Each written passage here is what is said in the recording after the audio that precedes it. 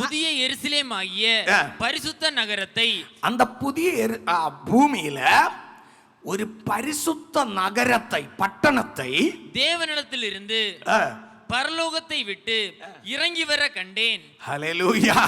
அந்த புதிய பூமியில ஒரு வீடு வர போகிறது. அந்த வீடு எங்க கட்டினது? பரலோகத்தில் கட்டினது. அது கைகளால் கட்டப்படாதது, அது தேவனால் கட்டப்பட்ட வீடு. ஹல்லேலூயா. அப்படித்தானே சொல்லப்பட்டிருக்கிறது.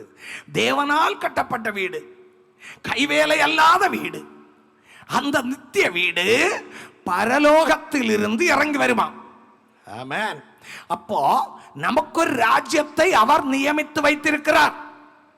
அந்த ராஜ்யம் இந்த பூமியில் அல்ல. இந்த பூமி சுட்டெரிந்து சாம்பலாகும். புதிய வானம் புதிய பூமி வரும். அந்த பூமியில ஒரு வீடு வைப்பார்.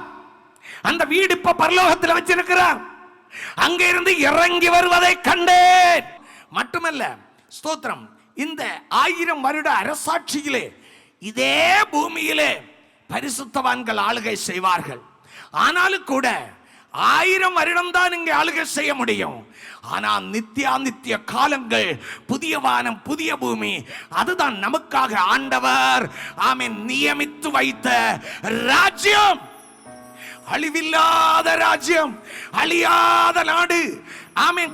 காலமாக நித்திய ஜீவனோடு வாழும் நாள் அந்த தேசத்திலே நித்திய ஜீவனை அடைந்து வாழும்படியாகத்தான் அவர் சிலுவையிலே தொங்கி இரத்தத்தை சிந்தி நம்மை மீட்டெடுத்து பிள்ளைகளாக மாற்றி இருக்கிறார்.